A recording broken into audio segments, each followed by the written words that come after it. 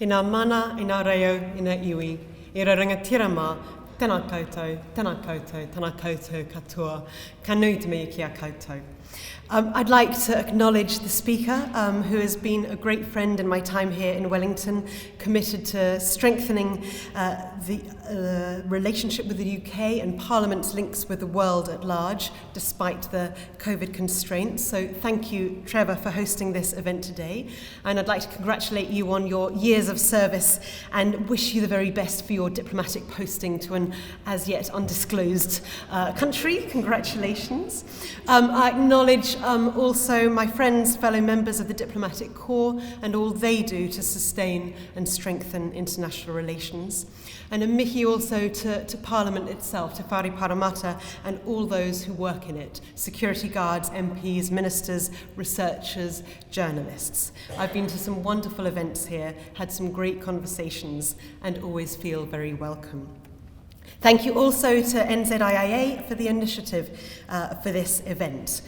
There's a kind of nice symmetry to it. My first major speech in New Zealand was at an NZIIA conference in February in 2018. And my brief was, as I recall, to consider whether the rules-based order was fit for purpose. So it's nice to be doing my final speech here with the New Zealand Institute of International Affairs, and I'd like to pay tribute to the Institute and all its members for the part that you play in maintaining a focus on international affairs in the public discourse. In my speech in 2018 on the rules-based order, I started, I think, by revealing how I met my Kiwi husband and how his chat-up line at my housewarming party in Hackney was about Francis Fukuyama and the end of history, that thesis that liberal democracies had won out and the period of ideological contestation was over.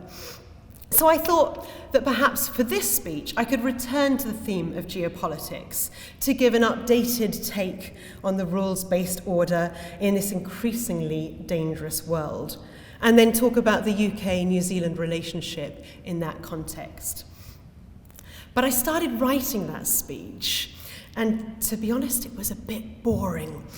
Well, maybe not boring exactly, but I've written speeches like that before, I've given speeches like that before, and they're out there on the internet to read. And then our 10-year-old daughter, the acting one, has just finished filming Netflix's first ever interactive rom-com. It's a kind of choose-your-own adventure style where you get to choose what path the story takes next.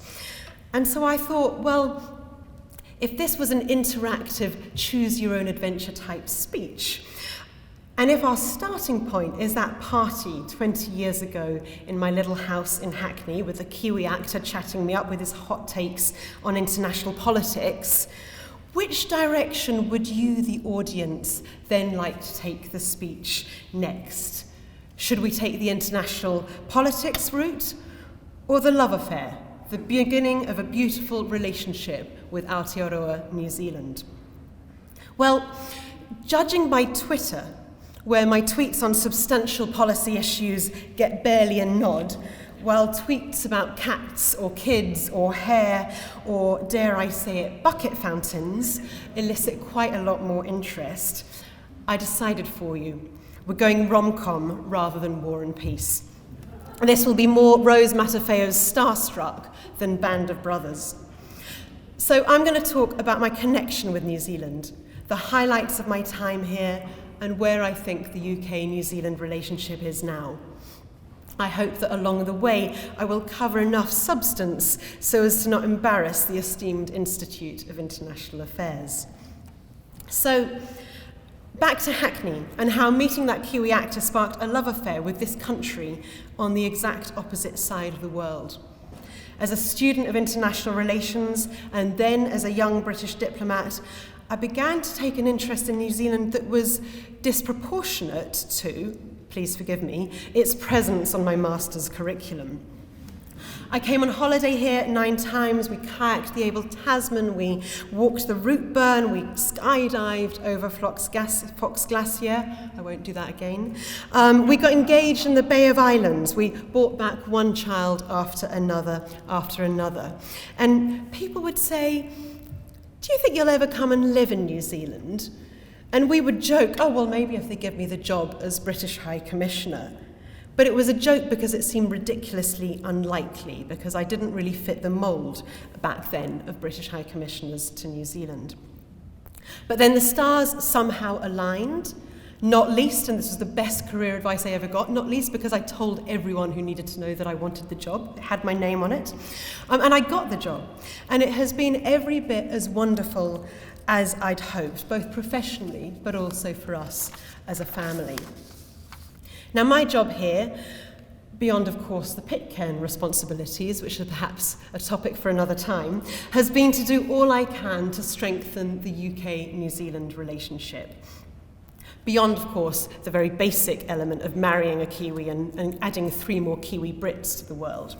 I've said before that I think a few decades back there was a sense perhaps of benign neglect in both directions in the relationship between the UK, New Zealand, Australia. We were a bit like old loyal friends who took each other a bit for granted. That's not to say there wasn't a huge amount going on, the family and people-to-people connections, the OE, sporting rivalry, cooperation in the Commonwealth and in the Five Eyes. But underneath the surface, there was some long-standing hurt. There has been a sense that has been raised with me countless times that the UK somewhat turned its back on New Zealand when it joined the EEC in 1973. Deeply felt grievances about which airport queue Kiwis joined at Heathrow, which seemed to somehow not acknowledge or recognise that we are family. Hurts too about historical wrongs from first encounters and British colonisation, and a sense that the UK had stepped back too much from its friends and partners in the South Pacific region, and that New Zealand too was more focused on its near abroad and its big relationships in Asia, and less invested in Europe. That sense of taking each other for granted changed quite a while ago, I think, with a renewed appreciation, which predated the Brexit referendum, of the need to invest more in relationships with partners who share your values, as the world became more and more uncertain. And then, of course, there was Brexit. Now, Brexit was an enormous disruption, both for the UK, where it constitutes massive constitutional change and has been greatly contested, but also for our partners, both in the European neighbourhood and beyond. It's worth taking a moment, I think, to differentiate between the different motivations, the different Brexit camps amongst those who campaigned for Brexit. There were those for whom it offered an opportunity to put up the barriers, revert to a UK gone by, and reduce immigration. But there were also those for whom our EU membership prevented the UK from being as global as they really wanted it to be, from having the UK's own independent trade policy, for example. And it's that latter form of globalist Brexiteers, if you like, who make up the British government. They wanted the UK to be more global, not less. Now, of course, Brexit was always going to be complex, and there remains much to be resolved in terms of arrangements on the island of Ireland in particular. And I'd like to acknowledge the disruption and challenge and pain that it has caused to our friends and neighbours in Europe, to our European family. But on this side of the world, in New Zealand and the Pacific, the disruption of Brexit has also brought opportunity. The biggest, of course, was the prospect of a post-Brexit free trade agreement.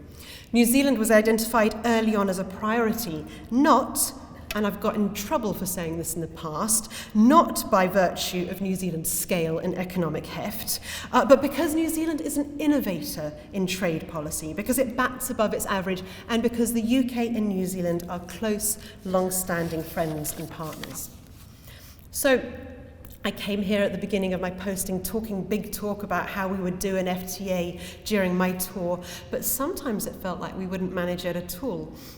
I remember one moment being on the morning report, being interviewed by Susie Ferguson, and she welcomed me on and then cut straight to the Houses of Parliament in London, where Prime Minister May's latest Brexit deal was being voted down in the House of Commons. It came in, the noes have it, the noes have it. And then Susie comes straight back to me. So what does this mean, High Commissioner? And of course you can't say, not a clue. But then we did actually Brexit in February 2020. We then launched UK-New Zealand negotiations, UK-New Zealand Free Trade Agreement negotiations in June 2020, reached agreement in principle in October 21, and signed in February this year. Now that's pretty good going by any assessment, particularly given it was all done virtually, and I'd like to acknowledge and pay tribute to all those involved. To the MFAT and DIT negotiators and my team here who did almost all of it virtually, either late at night or early morning, and to the business and commentators and politicians here who engaged, supported, and of course challenged. And it is a free trade agreement that we can all be proud of. It's far-reaching on goods, it's innovative on services, future-proofed, we hope, for the future development of our economies, and it's far-reaching on mobility between our countries. It also has provisions that speak to the historic closeness of our relationship and the things that we as nations and people value and hold dear. It has ambitious provisions on environment and trade, high standards on animal welfare, a bespoke Māori economic and trade cooperation chapter, a gender and trade chapter, and much else besides. It shows the UK walking the talk of being a liberal, free trading nation. It speaks to the connections between our people, our ambition to further strengthen them and build our prosperity. And it might perhaps let us move on from the hurt of 1973. The Free Trade Agreement also paves the way for the UK's accession to the Comprehensive and Progressive Trans-Pacific Partnership, which will increase prosperity for all CPT members and the UK, and link the UK more closely into this part of the world. It also, I think, provides the foundation for a strategic partnership between the UK and New Zealand on global trade issues, bringing together New Zealand's strengths in innovating in trade policy with the UK's scale and global heft. We can work more closely together at the WTO on WTO reform and on shared priorities, such as food security, fossil fuel subsidy reform, or at the recent meeting on economic and trade support for Ukraine. And most recently, after extended negotiations just last week, with the UK and New Zealand worked together at MC12 to restore faith in the WTO, with some key agreements reached on pandemic preparedness and the availability of vaccines, e-commerce, food security, and with Minister O'Connor chairing discussions on eliminating fisheries subsidies, an area that's close to both our hearts. Beyond trade, we've worked together on climate change and sustainability, issues which, for me, loom larger than any other. Because if your world is not functioning, if your home is no longer habitable, or for vast swathes of the population, what's the point of the rest of our endeavours? The science tells us, as indeed does our lived experience, that this is a critical decade for the future of our planet. Devastating heat waves in India and Pakistan, with temperatures beyond what the human body can endure.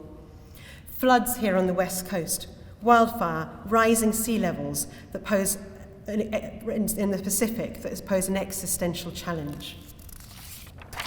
We know that to avoid catastrophe, we need to halve emissions by 2030 to keep global warming within 1.5 degrees. New Zealand has a hill to climb. We all do. In 2019, New Zealand's gross greenhouse gas emissions were 26% higher than they were in 1990.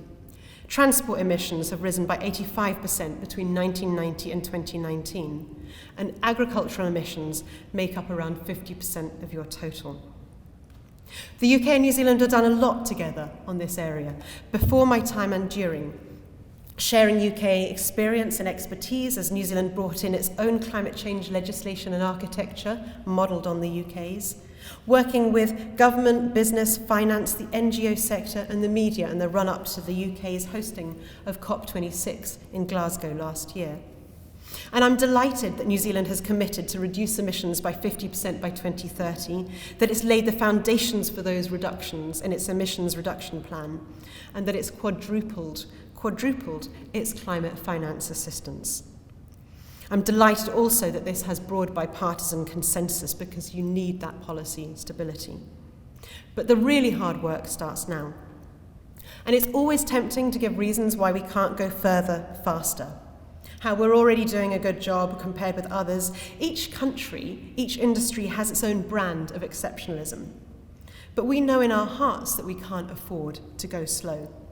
So I'd like to mihi to all those who make this their life's work, who work with dogged determination and determined optimism to make the change that we owe our children and our children's children.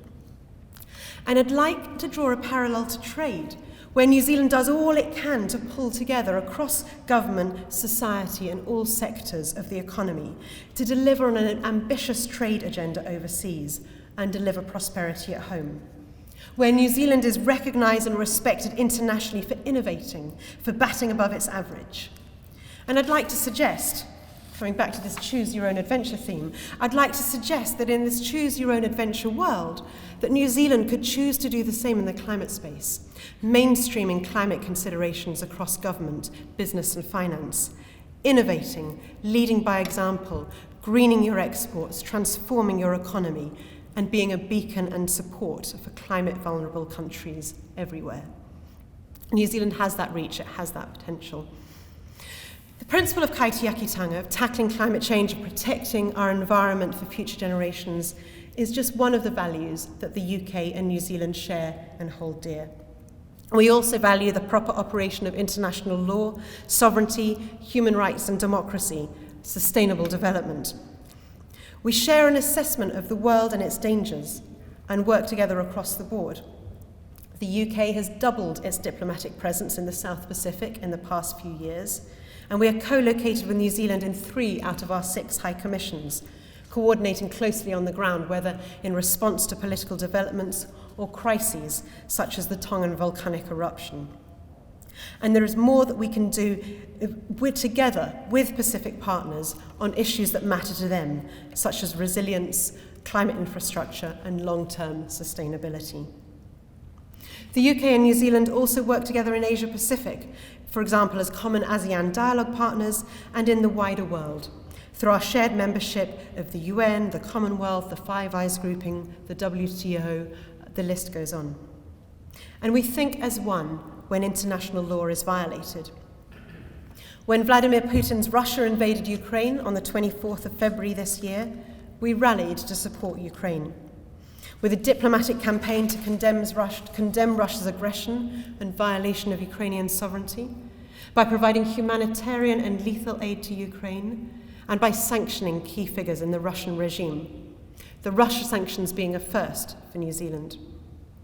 We know that what is happening in Europe has implications not just for Europe and European security, but for Indo-Pacific security for the whole world and for the operation of the rules-based system. We know that if one strong man breaks international law and violates the sovereignty of his neighbour, and that violation goes unpunished, it will set the most dangerous precedent. And in a decade when the combined GDP of autocratic regimes is expected to exceed the combined GDP of democracies, when we know that autocracies are more likely to go to war, commit mass human rights abuses, trigger mass migration, then those who share values and share a view of the world need to work more closely together than ever. There was perhaps a time when here in New Zealand we felt, perhaps by virtue of size, distance or policy settings, protected from the threats of the world. That is no longer clear that is no longer the case is abundantly clear. We are none of us protected from the dangers of our time, and we all need to do our utmost. We need to invest in our military capability and in our ability to deter aggression and defend ourselves. Deterrence is not a dirty word, it's a necessity. We need to build our economic resilience and energy security. We need to wield our economic tools such as sanctions. We need to progress development assistance, our educational links, our networks and soft power to help strengthen and shore up democracies, the rule of law and human rights, to support countries in asserting their own sovereignty and in upholding the international principle of one country, one vote, and guarding against a return to an era where might is right. We can't assume our freedoms will endure, so we need to actively choose and work to protect them. Underpinning these shared values and the shared view of the world and its threats are of course the people-to-people connections between our countries. The ease with which our diplomats work in each other's ministries or embassies around the world and have the right to roam. That's pretty unique. The sporting rivalry and highs and lows, the research collaborations which served us so well during the pandemic and which will help us stay ahead of the technologies and threats of the future. The OE, which I hope is about to burst back into life and which I hope will help me find a nanny for when I'm back in London. If you know someone who's moving across, please let me know. The connections between our countries are broad and deep. I am clear, though, and James referenced this in his introduction, I am clear that you can't ever be complacent in a relationship. We can't take each other for granted because the demographics in both our countries are changing all the time as our societies become increasingly multicultural. Those Kiwis who trace their heritage to the UK are fewer than in years gone by, and the links are more distant.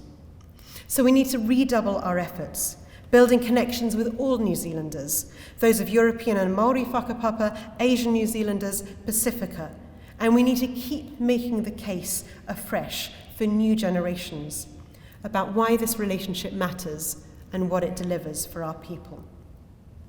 Some of the most meaningful work I've done in my time here, one of the things I'm perhaps most proud of, has been our work to strengthen the connections and relationships between the High Commission and the UK writ large and Te Ao Māori. Building our own cultural capability and confidence in te reo and tikanga, building links with iwi Māori and Māori business. And, at the request of the descendants of those killed, acknowledging and expressing regret for deaths caused in the first encounters in 1769. I learnt afresh the importance of putting myself in others' shoes, seeing the world from their perspective, seeing the view in 1769 not just from the ship, but from the beach. And I learnt afresh that you can only build a trusting relationship and cooperation if you know and understand your past. Kia whakatomori ta haere whakamua, I walk backwards into the future with my eyes fixed on my past. And we are also building a lot of forward-looking cooperation between the UK and Māori on trade, with the first ever Māori Trade and Economic Cooperation chapter in the FTA, with a Te Taio Kāhui to ensure that Māori perspectives had a platform and were incorporated into the COP26 work in Glasgow, and on culture, where we have strengthened the connections between iwi Māori and museums in New Zealand with the cultural institutions in the UK that house taonga Māori. There is more to be done, but we're making progress. Beyond the professional, the work that I've done, the relationships I have built as High Commissioner, it has been the most wonderful time for us personally, as a whānau, as a family. For my husband Toby to live and work in the country in which he grew up, and through his work on international environmental law at MFAT to play his part in New Zealand's efforts to change the world for the better. For our kids to become proper Kiwis, not just visiting on holiday, and for all of us to have had time with my in-laws, with our Kiwi family. To have travelled the length and breadth of this beautiful country, run in its hills, swum in its seas, canoed its rivers, and to have made friends for life.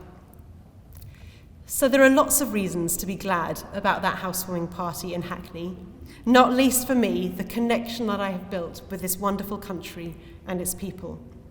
And even though we're going home to the UK, to a new chapter in this choose-your-own-adventure life of ours, this is home now too, and always will be.